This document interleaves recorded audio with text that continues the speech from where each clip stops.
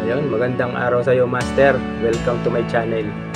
Ang video po natin ngayon ay tungkol sa offline GPS para dun sa mga nagtatanong kung paano i-setting yung ating Explorer mode dun sa real-time position. So ito na yun, Master, para sa inyo to. Panoorin nyo, Master. At kung wala ka pa nitong apps na to, ita ka lang sa Play Store at i-install mo lang, Master, kung bago ka pa lang. So kung gusto mo panoodin kung paano i-setting to, Master, ating offline GPS, lalagay ko na lang dyan sa ibaba yung link at panoorin mo na lang, Master. So ito yung aking parto ng ating tutorial. So una po tayo sa screen, Master, pagkatapos lang ng aking intro.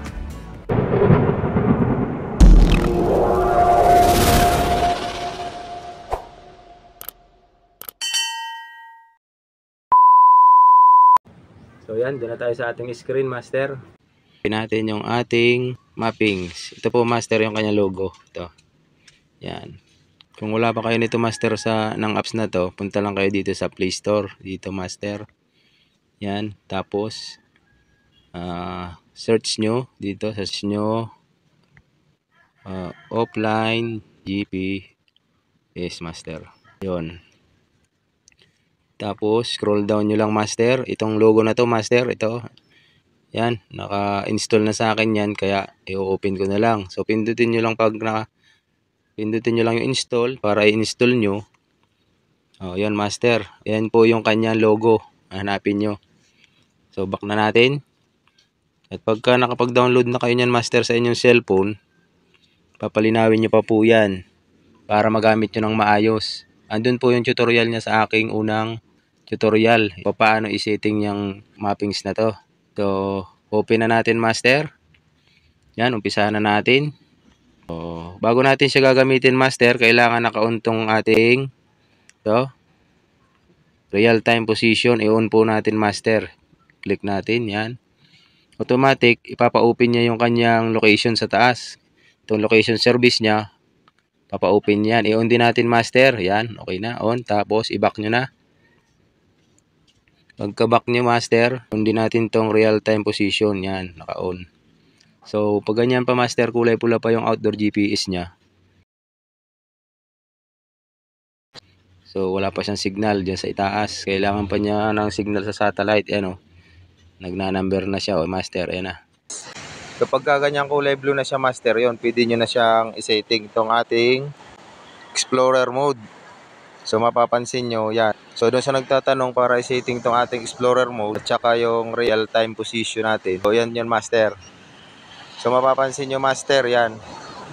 So-zoom natin. Ito yung location ko ngayon. Yung kulay blue na yan sa gitna, yan ang, Master, yun. Nandito ako sa tabing Aplaya. So pagka kulay blue na siya, Master, yung bilog na yan. Ito ang ginagalaw ko. Ibig sabihin, meron na siya ng signal na nakuha sa ating satellite. So yun, Master. So i-setting na natin itong ating real time position, Master.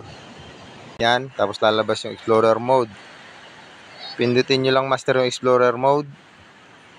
Pag i-setting nyo siya, maglalagay ko ng target. Halimbawa ito, yan. Yung pangalan na yan, Joel. Tapos pindutin ko siya. Lalabas yung pupuntahan ko. Halimbawa, dyan ako pupunta. Yun, tapos target natin. Yan.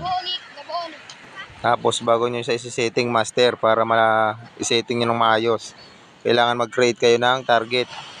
Tapos pakapindutin nyo itong nasa kaliwa, yung tatlong tuldok na to. Pop up siya ng ganito. Scroll down at check nyo itong box ng edit, yung may lapis na yan na edit. Check nyo, edit na natin, Master. Itong speed, nakasetting na sa akin yan. So kung alin ang babaguhin nyo dyan, yun lang pipindutin nyo. Halimbawa itong box, yan, speed, Master. Ito, makikita nyo na kaagad, lalabas na kaagad yung speed nya. Doon ko siya nilagay sa kaunahang box sa kaliwa. Speed, pindutin nyo lang yung speed, KN. Lagyan nyo lang ng dot, okay na yon. Tapos dito naman sa pangalawang box sa ibaba, kayo nang bahala kung saan nyo isi-setting dyan sa kada box na yan. 6 na box po yan, Master. So dito ko ilalagay sa pangalawa, sa kaliwa, yung target, naka-setting na sa akin yan. Kung babaguhin nyo, ganito rin lang ang proseso nyo, Master. Kahit alin yung babaguhin nyo, basta't nasa edit kayo. So, try natin yung target naman, yan. Sa target master, itong ilalagay nyo. Scroll down nyo lang, tapos itong distance, meter, and nautical miles. So, pindutin nyo lang yun master. Yun, mapop up na siya dun. Tapos yung time, dito ko nilagay sa bandang kanan, to sa itaas, yung time. Mapapansin nyo tong time na to master sa taas. So, i-edit ko siya. Pindutin ko yung box. Tapos, lalabas na kagad sa itaas. Doon nyo hanapin yung time sa taas. Ay, ito master yung time. Pindutin nyo lang to master na time na to. Yan. Okay. Tapos, dito naman sa ibaba master, ito yung oras na malalaman nyo kung anong oras kayo darating sa pupuntahan ninyo. Yung tinatanong ng ating comment dun sa ating GPS na unang GPS na ginawa ko master. Dun sa ating all-in-one GPS. So yun, nag-comment siya kung paano daw malalaman kung kailan ka darating dun sa iyong location sa pupuntahan mo. Ito na yun master. Itong pang-apat na box sa ibaba. Pindutin nyo master. I-edit natin. Yan. Pindutin nyo lang. Tapos scroll down. Hanapin nyo yung ito. ETA hours. I-on nyo master. Yan. Yun na yun master. Tapos okay na. Kahit i-back nyo na. Okay na yun master. I-back nyo lang. Tapos kung paano naman siya gamitin, dapat umaandar tayo. So try nating sumakay master bago tayo mag-explore. So gagalaw yung mga numero niya, yung target, kung anong oras kayo darating. So malalaman yun master pag umaandar na kayo. Basta't magta-target lang kayo ng location tulad nitong ginawa ko. Yan. So pag aalisin nyo lang yung target nyo, lilipat kayo yung target, remove nyo lang. Yun, ganun lang po master. So back na natin. Try natin tayong umandar. Subukan natin master, itry yung ating explorer mode. So naandar tayo ngayon master, nandito tayo sa laot. Try natin na gamitin yung ating explorer mode. Ganito master ang paggamit master oh. Pindutin nyo lang to.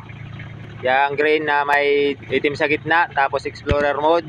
Para magamit natin yung ating settings na ginawa. So maglagay lang tayo ng target master para lumabas yung speed natin kung anong oras tayo darating.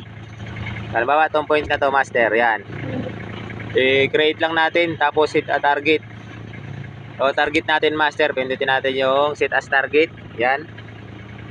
O yan, makikita na natin master kung gaano kabilis tayo makakarating at saka yung oras ng ating dating.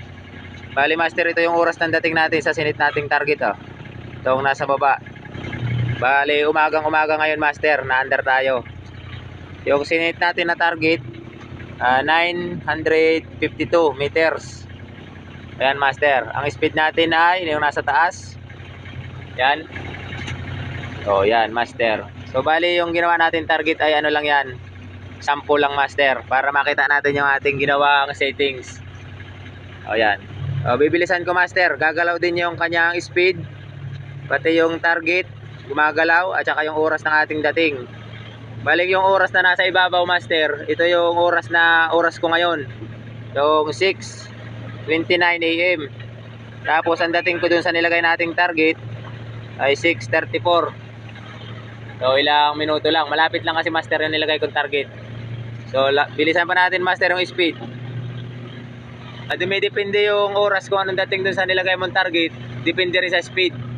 Kung bumabagal ka, mababawasan din yung oras ng pagdating mo master. So ganun yun master. Bali pag hindi natin ito gagamitin master, i-back lang natin. Makikita mo pa rin sa ibabaw yung speed nya.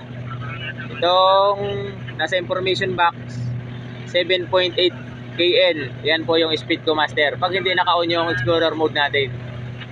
So yun master, ganun lang kadali para makita nyo kung anong oras kayo darating dun sa inyong pupuntahan. Tapos para mawala yung ating point, fix lang natin, remove. Yan. So ganun lang master. Yung location na to, itong ating location ngayon yung gumagalaw na blue, yan tayo ngayon master. So yun, ganun lang kadali gamitin master tong ating offline GPS. Kung mayroon kang natutunan, paki-like na lang at pa-share na lang sa iba para mayroon ding makuha yung iba. Ayan master, tapos na yung ating tutorial. Hanggang dito na lang yung ating video. Kung bago ka pa lang sa akin channel master, click mo yung subscribe button dyan sa ibaba at pindutin mo na rin yung bell para lagi kang update ng aking mga bagong upload na video. So yun, hanggang dito na lang. Maraming salamat sa iyong panonood. Hanggang sa muli.